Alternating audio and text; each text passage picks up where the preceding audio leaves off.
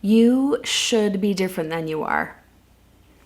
In fact, you shouldn't be who and how you are.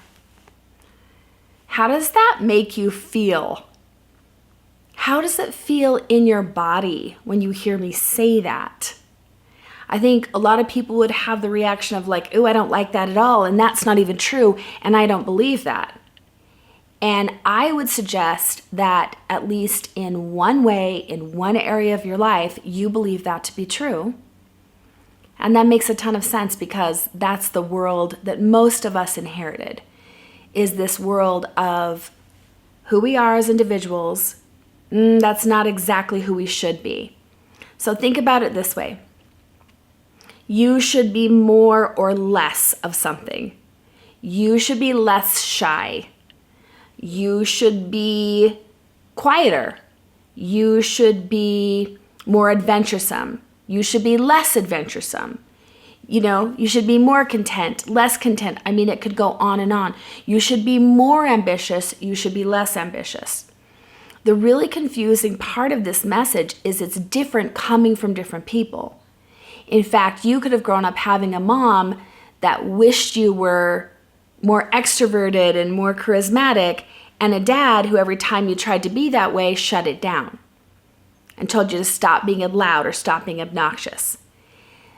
What happens with this idea is that we really do become adults feeling like who we are is somehow intrinsically wrong.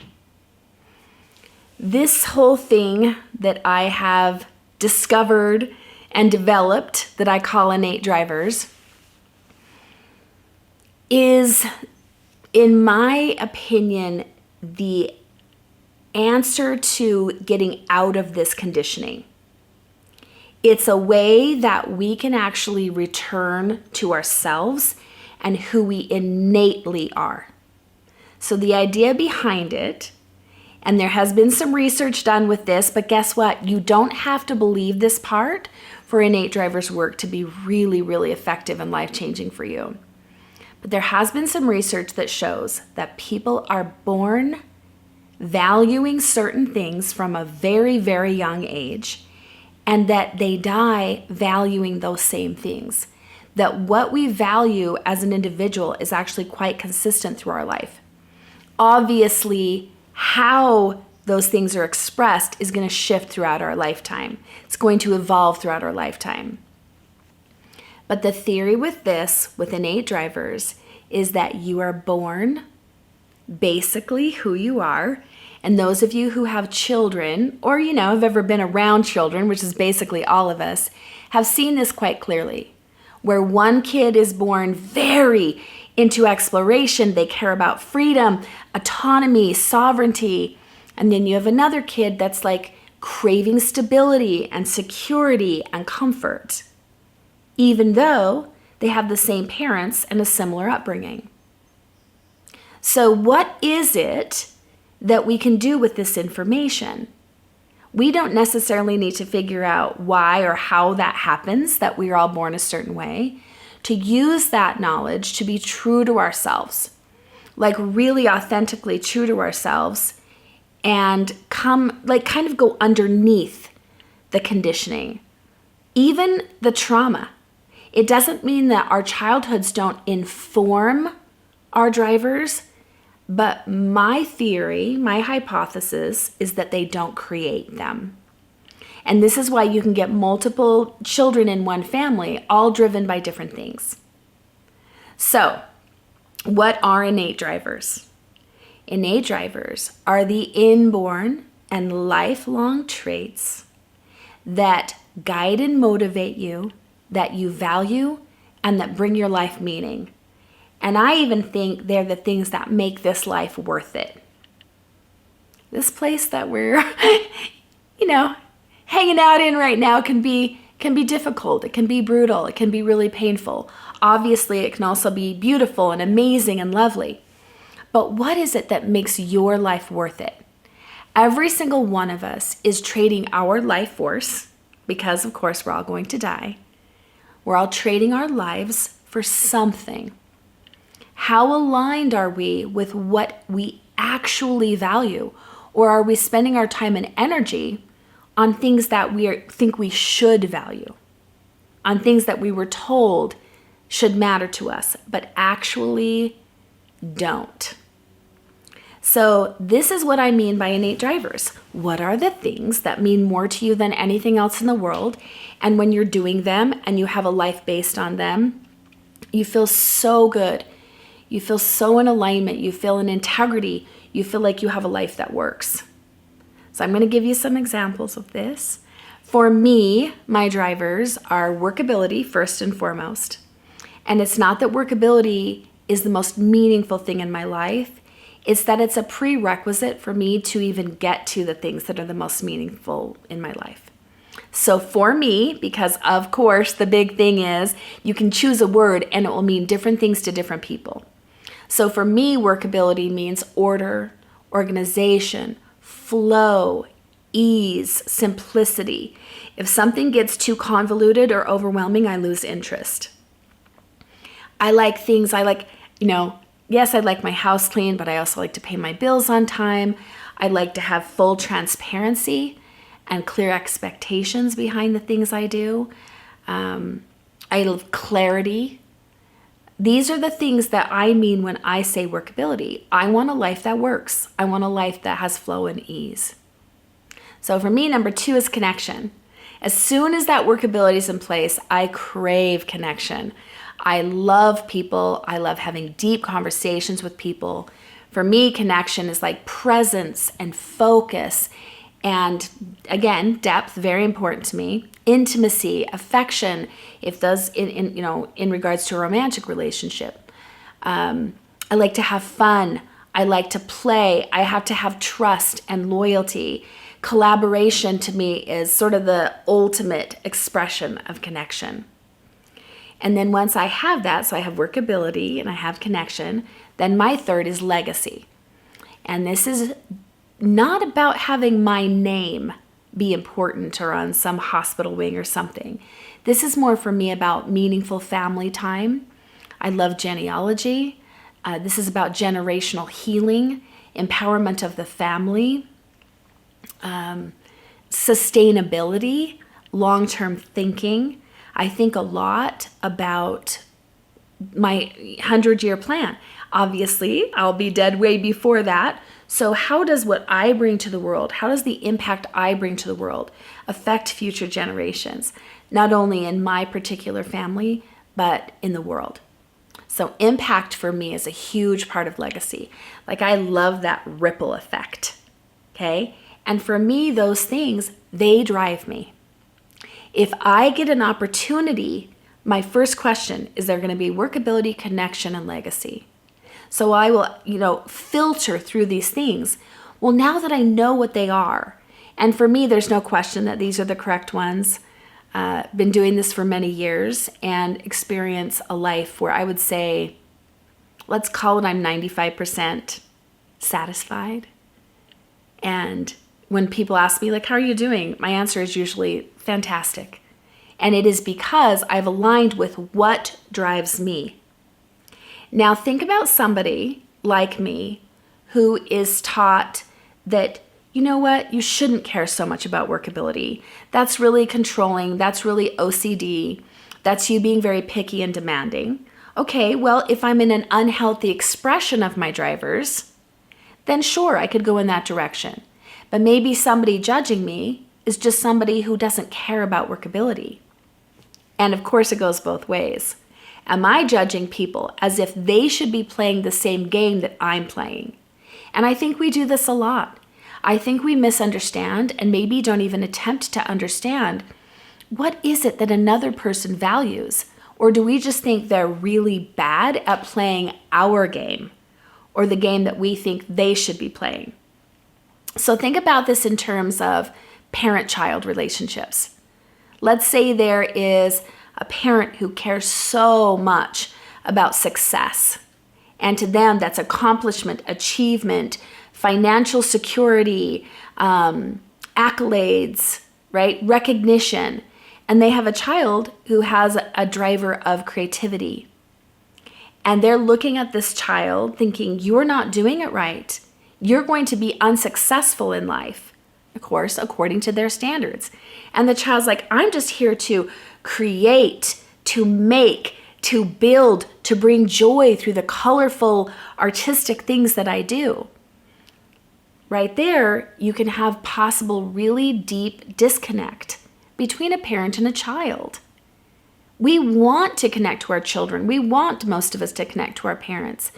Can we take the time to understand that we're literally driven by different things?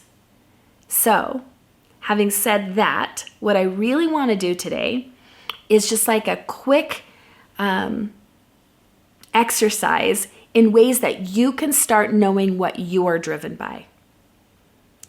For some of you are already seeing the possibilities here of what it could look like if you understood yourself on this level, let alone if you could understand somebody else on this level and build relationships that are extremely harmonious.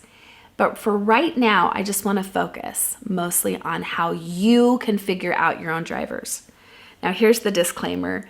This is what I do for a living. I've done thousands and thousands of innate driver sessions, as well as trainings, workshops, retreats.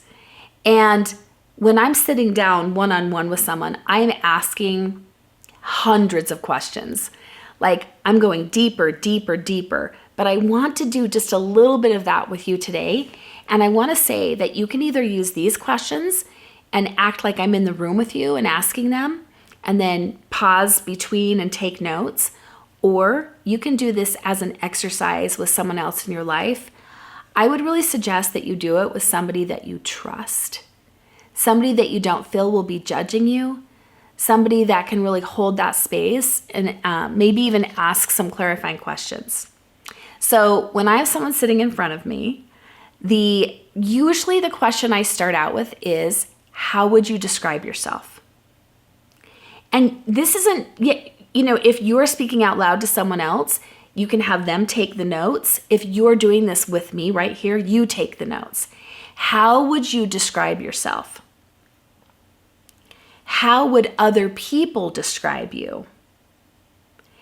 And so as you have these words written down, you might ask yourself a clarifying question like, okay, then I'm going to ask it to you. How important is that to you? A lot of times what I'll do, let's say somebody says, they would describe me as really fun and really connected. Then I would say, what is more important to you, fun or connection? And, so this or that. And sometimes people say, well, to me, fun is part of connection. Okay, so is connection part of fun, or is fun more part of connection? What we're wanting to do is get to the encompassing word, the three words, and then all the details of what that means to you, just like I shared what mine means to me. Because the word itself is not going to be descriptive enough. You really want to get in touch with what it is that word means to you. Not only so you know for yourself, but so that you can communicate it to another person. Okay, so let's do some more questions. What do you do with your free time? Why? I will add why after a lot of the questions I ask people. What do you do with your free time? Oh, I relax. Why? Well, okay, let's see. I'm trying to get this, or I'm trying to get that. You want to go to the root of what it is that you value and what drives you. The absolute root, okay? So here's a fun question. What do you spend too much time or too much money on? Now, here's the thing. It might not be too much to you, but maybe you've been told that it's too much, or you've been told that so much that you've now internalized that judgment of yourself. Okay, but what we spend our time and money on very much shows us what we're driven by and what we value. Okay, another question. What do you get paid for? Right? What's your job? And what part of that do you love, and what part of that do you not love, and why? And follow-up question for that, what do you wish you got paid for? Why? Do you see how the why matters? Like, we are trying to get to the root, to the actual root of what drives you as a human being. Another one of my favorite questions is, what do you do every day besides basic hygiene and physical upkeep? What do you do every day no matter what? So for me, this is one of the things that really cemented that workability is definitely my number one, which is when my husband and I had COVID in 2021. We were both very ill. My husband was very, very ill. And yet I would still drag myself up from laying down to, clean up the cough drop wrappers, to make sure that the dishes were loaded in the dishwasher, to make sure we had clean towels and laundry, because I would feel even more unwell if I didn't have that workability. So it's a very good question. It's a very good introspection to ask yourself, like, gosh, what do I do every day no matter what? Oh, well, every day no matter what, I call my mom. Okay, why? Because you could be calling your mom every day from a sense of connection or even from a sense of stewardship. So get to the why so that you can get to your drivers. We could literally do this video forever. I mean, I will do an entire weekend on this, getting people not only to their drivers, but to how to use them, like in a way that is really powerful for them individually. There's so many things you can do with this work, but here's what I would ask is, can you at least really get the context that every single living, not just human, you guys, every single living being. If any of you have a dog, you know they have drivers. My dog cares more about connection than anything. He will choose connecting with a person over any treat or toy. His number 2, definitely adventure, going, moving. He'll choose that again over a treat or a toy. He'll also always choose a treat over a toy. Do you see? Even my dog has drivers. Every living being has drivers. And as humans, our drivers are very individual. Do you know, in thousands of these sessions, I've never met 2 people who are exactly alike? Because even if they have the same 3 words in the same order as someone else, what those words mean to him is so unique, it's like a fingerprint. So innate drivers, I like to shorten it to your ID. This is your ID. This is who you are. This is not to be used as an excuse or a rationalization. This is not to be weaponized. Like, oh, this is just who I am. When I'm being all stressy and OCD, in the name of workability, no, that's an unhealthy expression of that. And it's okay to call me out on that. But it is a way that once we understand this, we can interact with ourselves and others in a different way. I can interact with myself and say, it's not that I should be different than I am. And I still have the responsibility to be the healthiest version of that. What if we don't necessarily choose who we are, but we choose how true to our best selves that we are? That's a different way of being. Very, very few things in this life are virtue or vice. Most things are indifferent, but we are the ones who make them into virtue and vice, not just for ourselves, but for others. How much are we judging others instead of even attempting to understand or notice what they're driven by? What is it that makes their life worth it? What is it that makes our life worth it? So just the context, just the perspective of that we are all driven by different things, that in and of itself can end so much judgment and create so much possibility for harmony.